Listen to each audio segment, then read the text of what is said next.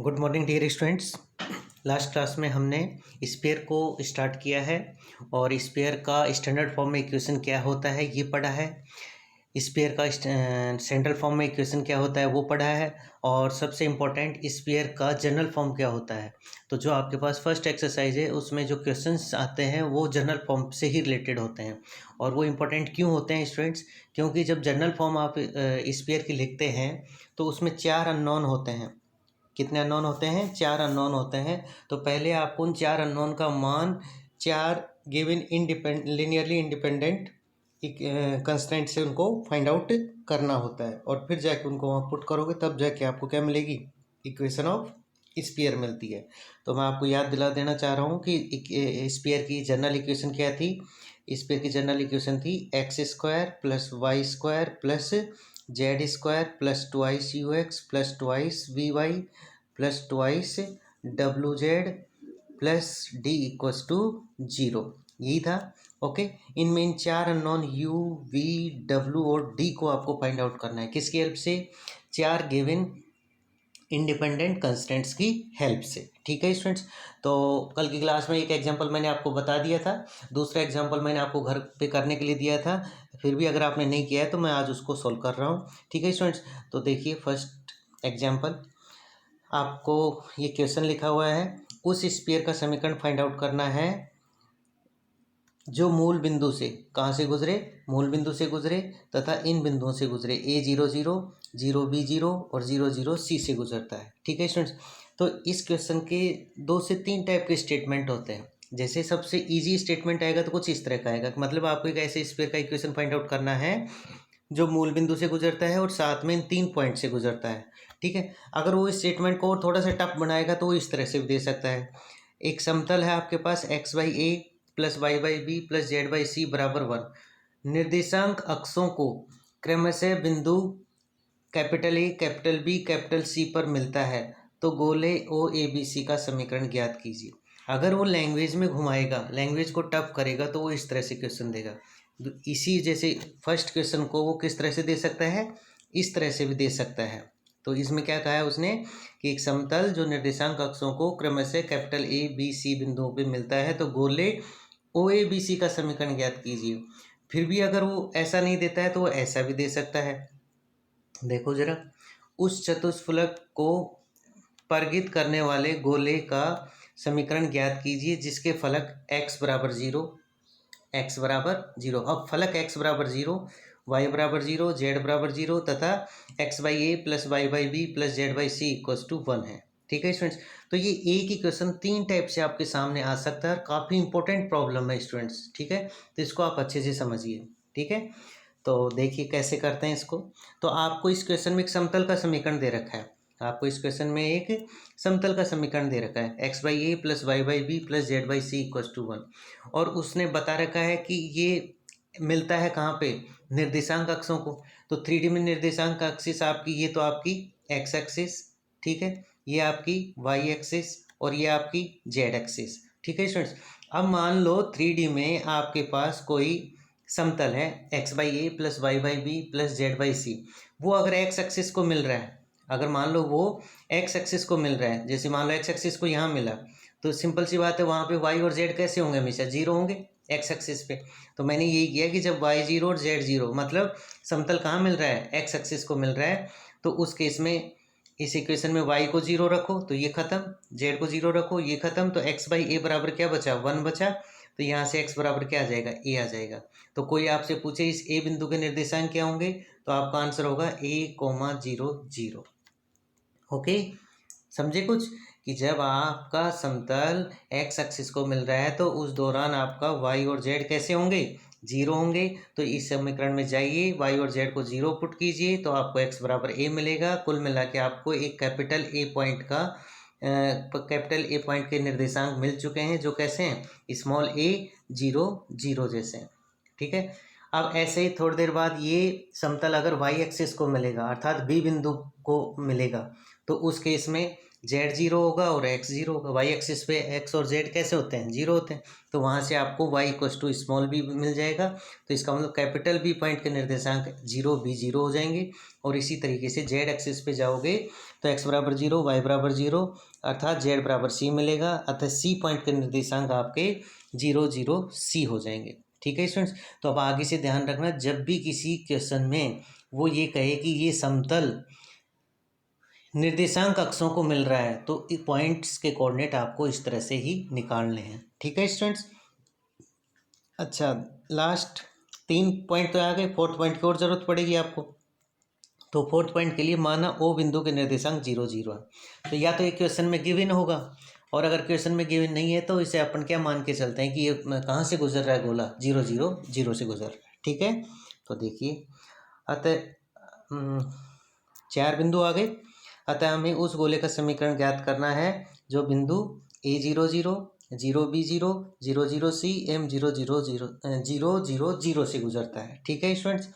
तो सबसे पहले आप उस रिक्वायर्ड गोले का समीकरण लिखिए। ये समीकरण लिख दिया मैंने। ठीक है, इसे इक्वेशन नंबर फर्स्ट कह दिया। अब आगे से ध्यान रखना कि जब भी गोले का समीकरण मूल बिंदु से गुजरेगा तो हमेशा डी कैसा आएगा, जीरो आएगा। हमेशा डी कैसा आएगा, जीरो आएगा। ठीक है ना। तो एक अननोन तो मिल चुका आपको, डी का मान क्या मिल चुका, जीरो मिल चुका। ठीक है। अब आपको ये भी पता है कि ये जो समीकरण फर्स्ट है ये कहाँ से गुजर रही है, इस बिंदु ए से भी गुजर रही है। और बिंदु ए के निर्देशांक क्या है, स्मॉल ए जीरो जीरो है। मतलब आप स्फीयर के इक्वेशन में जाइए, एक्स की जगह ए और वाई की जगह जीरो, जेड की जगह जीरो रखोगे तो आपके पास ए स्क्वायर प्लस टू ए बराबर जीरो आएगा। ए स्क्वायर प्लस टू ए बराबर जीरो आएगा। यहाँ से अगर आप ए कॉमन लेंगे तो आपके पास क्या आएगा, A into A plus two U equals to zero आ रहा है। मैथमेटिक्स क्या कहती है कि A dot B equals to zero है, तो इसका मतलब या तो ए जीरो है या बी जीरो है। तो मैं यहाँ क्या कह रहा हूँ, या तो ए जीरो है या ए प्लस टू यू जीरो है। ठीक है। अब ए जीरो संभव है नहीं, ए जीरो संभव है नहीं। क्यों? क्योंकि यह एक्स अक्ष पर समतल X by A plus Y by B plus Z by C बराबर 1 द्वारा एक मूल बिंदु से परिमित दूरी है। एक मूल बिंदु से परिमित दूरी है। डायग्राम के हिसाब से देखोगे तो ये x axis, y axis, z axis. तो ये जो ए है, इस पॉइंट के कोऑर्डिनेट तो थे ए कोमा जीरो जीरो जीरो। तो ये जो डिस्टेंस है ये जीरो नहीं हो सकती आपकी। ठीक है स्टूडेंट्स। तो इसका मतलब ए तो जीरो हो नहीं सकता, तो कौन जीरो होगा, ए प्लस टू यू जीरो होगा। और ए प्लस टू यू जीरो होने का मतलब यू इक्वस टू कितना आ गया, -1/2 आ गया। क्या आ गया, -1/2। ओके। तो u equals to -1/2 equation number 3 में लिखा हुआ है। तो ये u इक्वस टू -a/2 कब मिला, अच्छा ये -a/2 आएगा, 1/2 नहीं आएगा स्टूडेंट्स, ये क्या आएगा, -a/2 आएगा। ठीक है। अब समीकरण फर्स्ट जो स्फीयर का इक्वेशन आपने मान रखा है वो बिंदु जीरो बी जीरो से भी गुजरता है। तो यहाँ से गुजरेगा तो आपको क्या मिल जाएगा, v इक्वस टू -b/2 मिल जाएगा। कर लेना आप कैलकुलेशन। और अगर वही सी पॉइंट से गुजरेगा, जीरो जीरो सी से गुजरेगा तो w इक्वस टू -c/2 आ जाएगा। ठीक है। तो आपको पहले d मिला, फिर आपको u मिला, फिर आपको v मिला और लास्ट में क्या मिल चुका, w मिल चुका। तो इन सब को आप कहाँ पुट करेंगे, इक्वेशन नंबर फर्स्ट में। मतलब जो वांछित गोले का समीकरण आपने कंसिडर किया था वहाँ जाके पुट कीजिए। तो इसको मैंने यहाँ पे पुट कर दिया, u का मान रख दिया, v का मान रख दिया, w का मान रख दिया, और d ऑलरेडी जीरो था तो उसे लिखा नहीं है, बराबर जीरो होता है। तो इसे आप सोल्व करोगे तो ये आ जाएगा। ठीक है। तो अतः समीकरण 6 उस वांछित गोले ओ ए बी सी का समीकरण है जो मूल बिंदु एवं A zero zero, zero B zero, zero zero C से गुजरता है। ठीक है स्टूडेंट्स। तो काफ़ी इंपॉर्टेंट प्रॉब्लम है, ए की प्रॉब्लम है लेकिन उसकी स्टेटमेंट 3 है, तो कैसे भी आपके सामने आ सकती है, तो आपको प्रिपेयर रहना है। ठीक है। नेक्स्ट एग्जाम्पल, ये देखो, ये भी एक अच्छा क्वेश्चन है। इसमें भी एक क्वेश्चन है लेकिन उसके 2 स्टेटमेंट बता रखे हैं कि कैसे कैसे आपके सामने आ सकता है। जैसे क्या कहा है उसने, find the equation of the sphere passing through the points 0 0 0 -a, bc, a, -bc और ab, -c। इन 3 मतलब इन 4 बिंदु से गुजरने वाले गोले का समीकरण ज्ञात निकालना। अगर इजी फॉर्मेट में होगा तो इस तरह से लिखाएगा, लेकिन कभी कभी वो आपको पॉइंट नहीं देगा, वो पॉइंट निकालने की इन्फॉर्मेशन देगा, तब आपके लिए क्वेश्चन टफ हो जाता है। तो देखो दूसरा स्टेटमेंट इसका यही है। देखो दूसरे स्टेटमेंट में इसी क्वेश्चन को इसने कैसे लिखा, इसने लिखा है find the equation of the sphere circumscribing the tetrahedron whose faces are this this this and this. समझे? उस चतुष्फलक को परिगत करने वाले गोले का समीकरण ज्ञात कीजिए जिसके फलकों के समीकरण निम्न हैं। अब यहाँ पे आपको पॉइंट नहीं दे रखे, पहले स्टेटमेंट में तो पॉइंट दे रखे थे उसने, लेकिन दूसरे स्टेटमेंट में सॉरी दूसरे स्टेटमेंट में उसने पॉइंट नहीं दिए हैं, लेकिन पॉइंट फाइंड आउट करने के लिए आपको इन्फॉर्मेशन दी है। और वो जो पॉइंट फाइंड आउट करने के लिए इन्फॉर्मेशन दी गई है वो किसके रूप में है, टेट्राहेड्रॉन के फेसेज के रूप में है। मतलब उसके 4 फलक हैं, तो 4 फलकों के 4 समीकरण दे रखे हैं। तो आपको कितने बिंदुओं की जरूरत है, 4 बिंदुओं की तो जरूरत है, तो 4 कंडीशन होनी चाहिए, तो 4 बिंदु मिल जाएंगे। ठीक है, तो पहले आप अगर इस तरह से आपके सामने प्रॉब्लम आती है तो पहले आप ये 4 बिंदु प्राप्त करोगे और फिर आप क्वेश्चन को सॉल्व करोगे। तो अभी अपन थोड़ी देर के लिए भूल जाते हैं कि अपने पास ये स्टेटमेंट दिया हुआ है, अपन मान के चलते हैं कि ये नहीं दिया गया है, अपन को ये स्टेटमेंट दिया हुआ है। अभी अपने को ये स्टेटमेंट दिया हुआ है और इसके अकॉर्डिंग क्वेश्चन को सॉल्व करना है, क्योंकि इंपॉर्टेंट यही है कि कंडीशन देकर पॉइंट निकालना और फिर जनरल इक्वेशन कंसिडर करके फिर 4 अननोन निकाल के फिर फाइंड आउट करना है इक्वेशन ऑफ स्फीयर। वो ज़्यादा मतलब टफ क्वेश्चन माना जाएगा, बजाय डायरेक्ट पॉइंट दे रखा है तो आपको सिर्फ कंसिडर करके सेटिस्फाइड ही तो कराना है। ठीक है, तो देखिए, तो अब ये 4 फलक दे रखे हैं, 4 फलकों से आप कैसे मान निकालोगे ये पैटर्न आप सीख लीजिए। जैसे एक क्वेश्चन तो मैं यहाँ करा रहा हूँ, एक अनसोल्ड में है आपका, सेम इसी पैटर्न का है, लेकिन तरीका यही है कि अब जब आपके पास किसी टेट्राहेड्रॉन के 4 फेसेस गिवन हैं तो पॉइंट कैसे निकालते हैं ये आपको सीखना है। ठीक है, तो सबसे पहला काम आप ये कीजिए कि वो जो टेट्राहेड्रॉन के फेसेस दे रखे हैं ना उनको आप लिख लीजिए। तो फर्स्ट फेज, सेकेंड, थर्ड और फोर्थ, चारों को लिख लिया। अब आपको कितने बिंदु चाहिए, 4 बिंदु चाहिए। ठीक है ना, अब अगर आप 3D में हो तो एक बिंदु के कितने कोऑर्डिनेट्स होंगे, 3, ABC, इस तरह का आएगा या नहीं आएगा। तो मतलब अगर आपको ये पॉइंट चाहिए, कोई पॉइंट चाहिए, तो आपको कम से कम कितनी इक्वेशंस की ज़रूरत पड़ेगी, 3 इक्वेशंस की। जैसे ए पॉइंट ऐसा आना चाहिए तो इसका मतलब A, B और C को मान आपको चाहिए, तो इसका मतलब आपको कम से कम 3 इक्वेशंस की ज़रूरत पड़ेगी। तो मैं क्या कर रहा हूँ, फर्स्ट, सेकंड, थर्ड 4 लिख दिया इनको। तो सबसे पहले मैंने किसको यूज किया, फर्स्ट, सेकंड, थर्ड को। देखो समीकरण फर्स्ट, सेकंड एवं थर्ड को हल करने पे फर्स्ट ये रही, सेकंड ये है, थर्ड ये है। ठीक है स्टूडेंट्स, तो देखो मैंने क्या किया, फर्स्ट क्या कहती है, y/b प्लस z/c क्या है, 0 है। और सेकंड क्या कहती है आपसे, z/c plus x/a equals to क्या है, 0 है। इन दोनों को माइनस कर दो, मतलब दिस माइनस दिस, इन दोनों को माइनस कर दीजिए। तो देखो y/b माइनस x/a, यहाँ प्लस z/c है, यहाँ माइनस z/c हो जाएगा तो कैंसिल हो जाएंगे। तो y/b माइनस x/a बच गया। अगर आप फर्स्ट माइनस सेकंड करते हैं ना तो आपके पास क्या बचा, y/b माइनस x/a बचा। लेकिन थर्ड क्या है, थर्ड आपके पास है x/a plus y/b equals to 0, जिसे रीराइट करने पे y/b plus x/a equals to 0।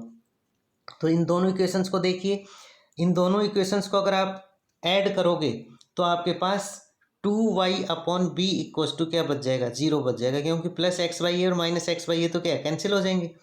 ठीक है, तो देखो ये मैंने ऐड कर दिया इन दोनों को यहीं पे, आसानी से आप देख सकते हैं इसे, इन दोनों इक्वेशंस को ऐड किया है, ऐड करने पे ये मिला है, यहाँ से y इक्वस टू 0 मिला है। अब अगर y 0 मिल गया तो equation number first, second, third से x 0, y 0, z 0 मिल जाता है। तो मतलब अगर आप फर्स्ट इक्वेशन, सेकंड इक्वेशन और थर्ड इक्वेशन का यूज करेंगे तो आपको एक बिंदु के कोऑर्डिनेट्स मिल गए जिसके क्या है, 0, 0, 0 है। ठीक है, अब आपको दूसरा बिंदु निकालना है, तो कोई नई 3 इक्वेशन निकाल ली। तो इस बार मैंने ऑर्डर क्या कर दिया, एक शिफ्ट कर दिया। अब मैं यूज करूँगा सेकंड इक्वेशन, थर्ड इक्वेशन और फोर्थ इक्वेशन को। ठीक है ना, तो ध्यान रखना है सेकंड क्या थी, मैं बार बार पीछे नहीं जाऊँगा। तो सेकंड इक्वेशन आपकी क्या थी स्टूडेंट्स, सेकंड इक्वेशन आपकी थी थर्ड, देखो ये है, थर्ड ये है और फोर्थ ये थी। ठीक है ना, तो अब इसमें देखो z/c प्लस x/a, तो z/c प्लस x/a इसका सम कितना है 0 है, तो ये तो 0 में चले, तो y by b equals to क्या बचा 1, तो यहाँ से y इक्वस टू कितना बचा b। अब y इक्वस टू बी आप कहाँ रखो, थर्ड में रख दीजिए।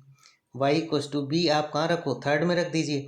तो थर्ड थी आपकी x बाई ए और y बाई बी था, y बाई बी, और y की जगह b रखोगे तो b से b कैंसिल 1 बच जाएगा, तो यहाँ से x बराबर माइनस ए आ जाएगा।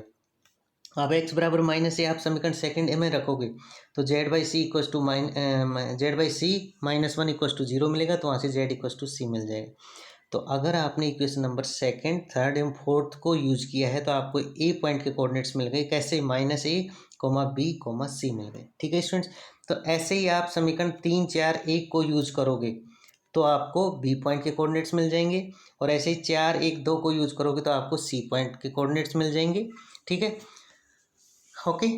तो कैसे मिले आपको, 4 इक्वेशंस थी, 1, 2, 3 और 4।